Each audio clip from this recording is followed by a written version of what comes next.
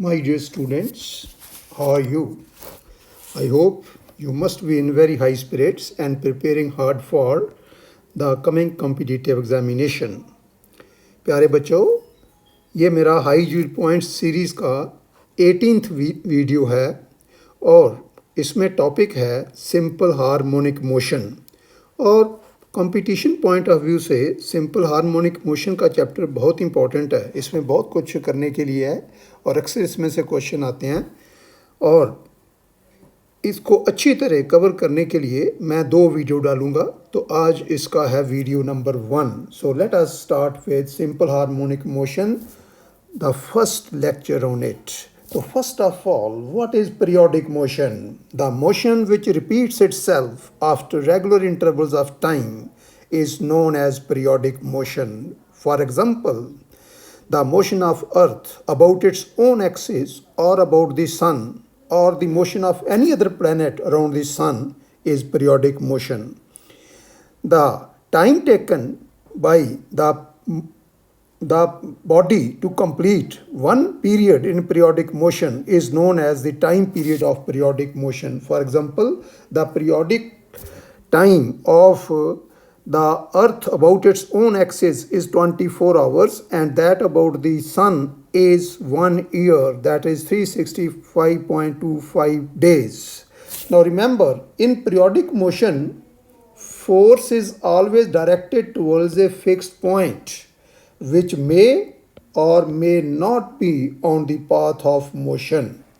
Then we have oscillatory motion. The to and fro or back and forth motion of a body about a fixed position is called oscillatory motion. The fixed position is called mean position or equilibrium position or the center of oscillation of the given body. In fact, oscillatory motion is constrained periodic motion between two fixed positions which are known as the extreme positions.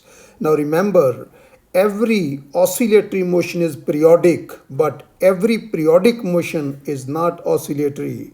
जैसे हम कहते हैं कि every ore is a mineral, but every mineral is not an ore. Similarly, every oscillatory motion is periodic, but every periodic motion is not oscillatory. Then simple harmonic motion, इसको हम छोटा करके लिख सकते हैं SHM. It is a special type of oscillatory motion in which the acceleration of the body or the particle is directly proportional to its displacement from the mean position and is always directed towards the mean position. That is A proportional to minus X. X means displacement and this negative sign shows that the direction of acceleration is always towards the mean position, or you can write A equal to minus omega square X. Now you know that force is mass into acceleration और mass तो m आ गया और acceleration हो गई minus omega square X, तो force आ गई equal to minus M omega square X और एम ओमेगा स्क्वेयर को हम लिखते हैं के, that means F equal to minus K X, where what is K equal to M omega square and is called force constant और spring constant, and therefore we can say that F is directly proportional to minus X. This force F is called restoring force. It is also directly proportional to the displacement of the body or the particle from the mean position and is always directed towards the mean position. Now, types of simple harmonic motion. There are 2 types of simple harmonic motion. Number 1, linear simple harmonic motion. Number 2, angular simple harmonic motion. Now, what is linear simple harmonic motion? Linear simple harmonic motion takes place along a straight line path under the action of a restoring force given by F equal to minus kx. अभी मैंने आपको ऊपर बताया कि in SHM the restoring force F is given by minus kx, where k is called the force constant or the spring constant. Now example of linear SHM is the motion of a block or a mass connected to a spring that is linear. अगर हम एक spring के साथ कोई block जिसका मास मान लो m है, उसको जोड़ दें, कनेक्ट कर दें और फिर हम स्प्रिंग को कंप्रेस करें या स्ट्रेच करें with the help of that block और फिर उसको रिलीज़ कर दें, तो वो जो ब्लॉक है it will start oscillating about it's mean position and such and we can prove that this motion is simple harmonic motion, and this type of simple harmonic motion is called linear simple harmonic motion because it takes place along a straight line path. Then angular SHM दूसरी type का है angular SHM. It takes place about an axis. Please remember, angular SHM takes place about an axis under the action of a restoring torque. वहाँ पे restoring force linear SHM में, यहाँ पे restoring torque which is given by tau equal to minus c theta, where c is a constant and theta is the angular displacement of the body or the particle, and negative sign shows that tau, that is the restoring torque, is always directed towards the mean position or the equilibrium position or the center of oscillation of the given body or the particle. Then example of angular SHM is a simple pendulum. The motion of simple pendulum is angular SHM. Now we come to characteristics of SHM. What are the main characteristics of SHM? First is displacement. As you know, displacement of a particle or a body executing SHM is defined as its distance from the mean position at that time. If the SHM is linear and is taking place along y-axis, then its displacement at any time t is given by y equal to a sine omega t plus phi naught, where capital A is the amplitude, that means it is the maximum displacement on either side of the mean position. Y is the displacement at any time t, and omega equal to 2 pi by capital T. T is the time period of the given SHM, and it is also equal to 2 pi n, where n is the frequency of SHM. ये जो omega t plus phi naught है, इसको बोलते हैं phase angle. Remember, omega t plus phi naught जिसका वो sine है, this is the argument of the sine and is called the phase angle. और ये जो फाई नॉट है, इसको बोलते हैं इनिशियल फेज और एपॉक. सो initial phase means phase of the particle at time t equal to 0. और अगर जो SHM है, that is angular SHM, then it is given by theta equal to theta naught sine omega t plus phi naught, where theta is the angular displacement of the particle or the body at any time, and theta naught is the maximum angular displacement of the particle or the body on either side of its mean position, and is known as the angular amplitude, and it is equal to theta naught equal to theta naught sine omega t plus phi naught. Now, if the motion of the body or the particle starts from the mean position, then its initial phase, that is phi naught, is equal to 0. और अगर मैं phi naught equal to 0 put कर दूं in the equation y equal to a sin omega t plus phi naught, तो मेरे पास आ जाएगा y equal to a sin omega t. तो numerical करने के लिए ये जो इक्वेशन है डिस्प्लेसमेंट के लिए y equal to a sin omega t plus phi naught, this is called general equation of SHM, and y equal to a sin omega t. This equation is used when the particle starts from the mean position at time t equal to 0. और अगर particle start करे from extreme position, then phi naught, that is the initial phase, is 90 degree or pi by 2.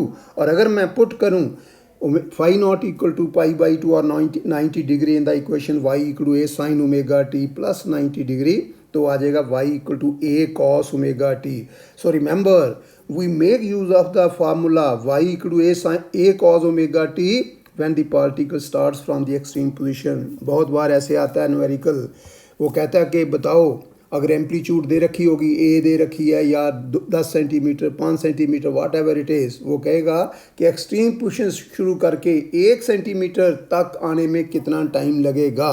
तो अगर मान लो displacement 5 centimetre है और displacement हमेशा हमने मापनी है फ्रॉम द मीन पोजीशन, तो अगर एक्सट्रीम पोजीशन से पार्टिकल ने 1 सेंटीमीटर आन टवर्ड्स द मीन पोजीशन, तो उस वक्त जो उसकी डिस्प्लेसमेंट होगी, that is the distance from the mean position, वो होगा जितनी एम्पलीट्यूड है -1 सेंटीमीटर. तो अगर एम्पलीट्यूड 5 सेंटीमीटर है तो वो आ जाएगा 5 - 1, that is 4 centimetre, and therefore I can take y equal to 4. A दे रखा 5 आगे जो भी हमने टाइम वगैरह निकालना है that can be found with the help of the equation y equal to a cos omega t। लेकिन अगर पार्टिकल शुरू करता है from the mean position then we make use of the formula y equal to a sin omega t। अब the length of the path of a particle executing SHM whose amplitude is a, that is given by 2a, twice the amplitude. This is called length of the path. Length of the path means the total length of the path along which the particle moves. So that is from one extreme position to the other extreme position. अगर amplitude a है capital तो length of the path आ गया 2a. Now velocity of the particle executing SHM is given by v equal to a omega cos omega t. This is the velocity at any time t, and it can also be written as omega into under root of a square minus y square. फिर यहाँ पे आ जाओ, ए है angular frequency which is equal to 2 pi by capital t और 2 pi n. अगर frequency time period दे रखा है तो omega 2 pi by t use कर लेना, अगर फ्रीक्वेंसी दे रखी है तो 2 पाई एन यूज़ कर लेना। और ए कैपिटल ए एम्पलीट्यूड है, वाई डिस्प्लेसमेंट है, वो डिस्प्लेसमेंट जिस पे उसकी वेलोसिटी कितनी है v। Now at the mean position you know that displacement is zero, तो अगर मैं यहाँ पे y जीरो पुट कर दूं तो v आ जाएगा equal to a omega which is maximum. So remember the velocity of a particle executing SHM is maximum equal to a omega at the mean position and it is also called velocity amplitude. Velocity amplitude means maximum velocity of the particle executing SHM. Now at either extreme position y equal to a, चाहे positive extremity या negative extremity, y equal to a, and therefore if I put y equal to a in the expression for v, I get v equal to 0 which is the maximum. So remember the velocity of a particle executing SHM is minimum equal to 0 at either extreme position. लेकिन यहाँ पे आपने एक बात याद रखनी है कि velocity 0 होने का मतलब ये नहीं है कि वहाँ पे particle rest पे आ जाता है। वहाँ पे particle at either extreme position we can say that the particle comes to a momentary rest and not at rest, because rest means उसकी वेलोसिटी हमेशा के लिए ज़ीरो हो गई, लेकिन ऐसा नहीं है। एक्सट्रीम पोजीशन पे पहुंच के वो सिर्फ अपनी डायरेक्शन ऑफ मोशन बदलता है। पहले वो जा रहा होता है from the mean position towards the extreme, extreme पे पहुंच के एकदम वेलोसिटी ज़ीरो हुई and immediately after it starts moving back towards the mean position. So we can say that the particle comes to a momentary rest at either extreme position. Now, acceleration of a particle executing SHM is given by a equal to minus omega square into y. At the mean position, y displacement, y equal to 0 and therefore a equal to 0. So remember, the acceleration of a particle executing SHM is 0 at the mean position. But at either extreme position, y equal to a. Therefore, a equal to minus omega square capital A, where capital A is the amplitude and small a is the acceleration. Now, this acceleration is maximum and is called the acceleration amplitude. Acceleration amplitude means the maximum acceleration of the particle executing SHM. Then the time period. The time taken by a particle executing SHM is known as, to complete one oscillation is known as its time period, and it is given by, remember this formula, t equal to 2 pi under root of displacement over mod acceleration. और अगर ये angular SHM होगा तो फिर आ जाएगा t equal to 2 pi under root of angular displacement over magnitude of angular displacement. Then displacement of the particle in one oscillation. देखो मान लो mean position शुरू किया तो उसकी जो इनिशियल पोजीशन है वो मीन पोजीशन हो गई। एक ऑसिलेशन पूरी करने में उसने क्या करना है, it has to go from the mean position to one extreme position, then to the other extreme position and back to the mean position. इसका मतलब after completing one oscillation the particle और the body comes back to its initial position, that is the mean position.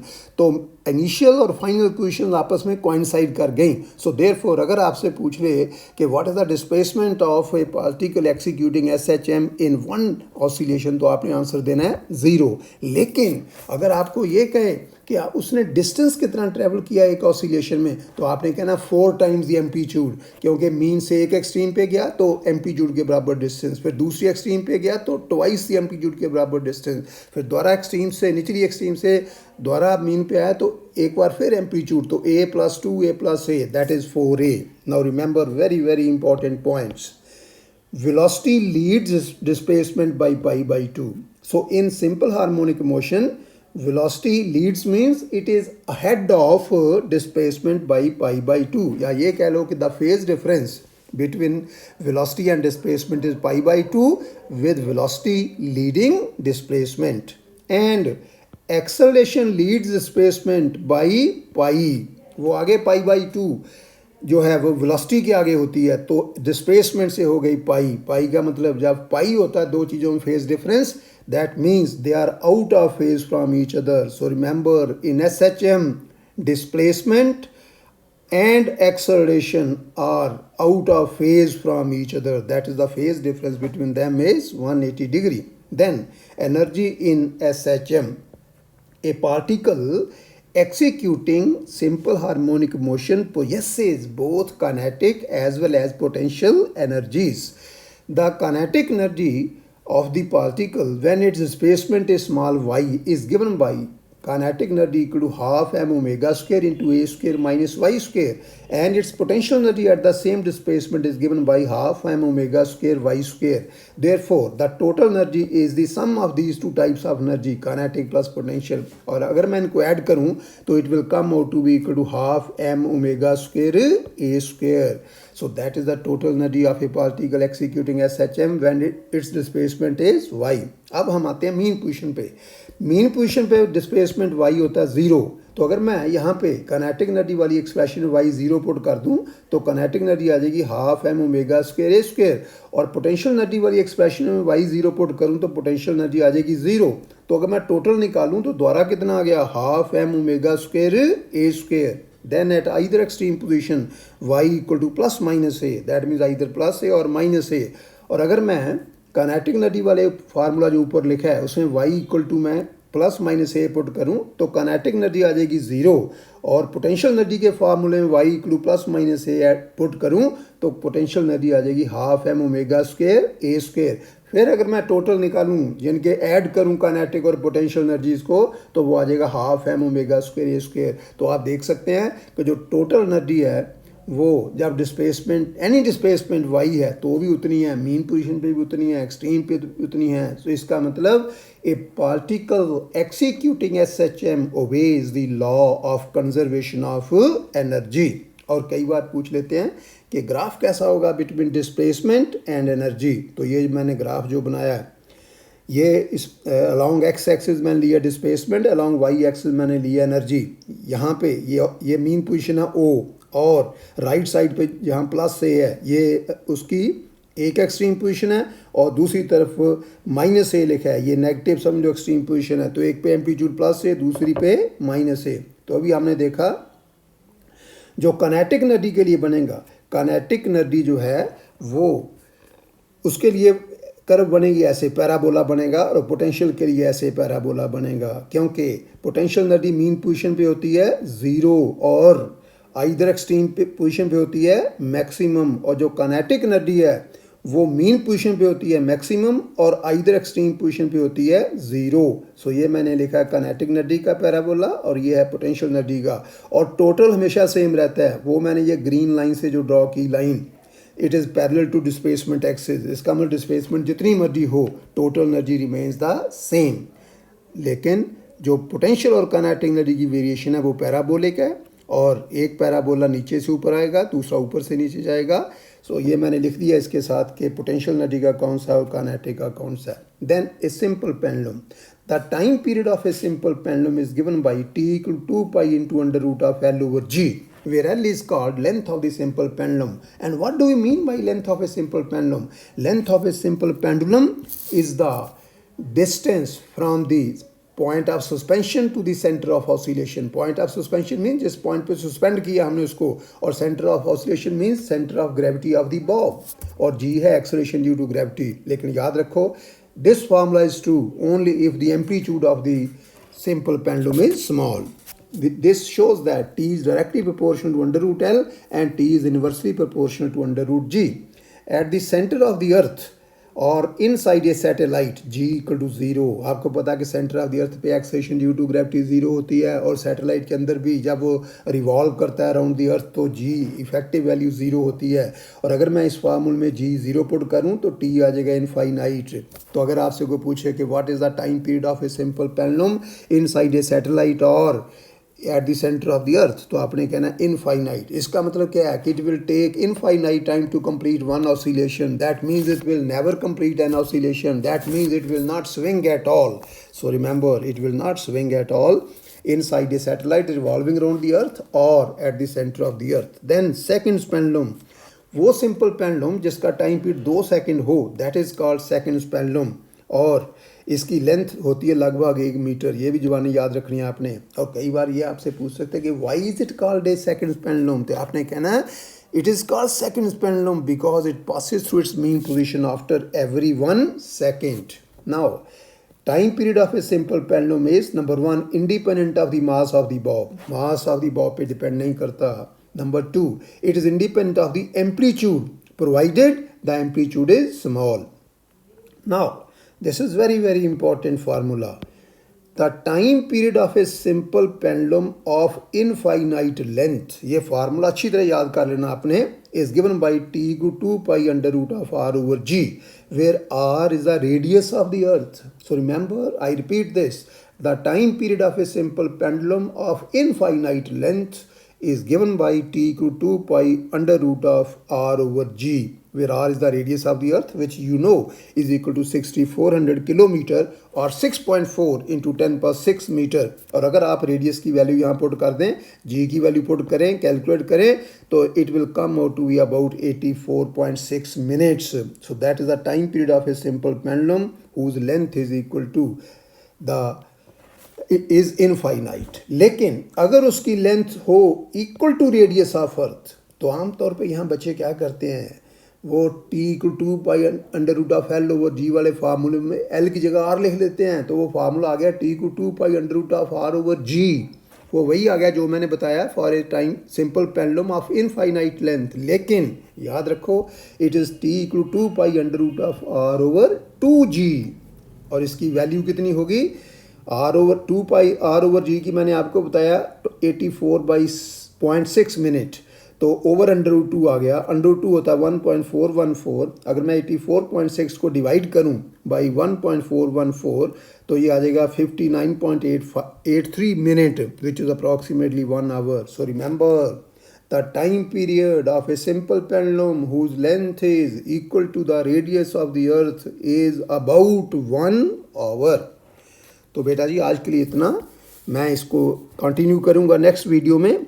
तो I hope you must have enjoyed it. इसको अच्छी तरह आपने पढ़ना है, और you like, share and subscribe to my channel. Stay home, stay healthy, stay safe. Thank you very much.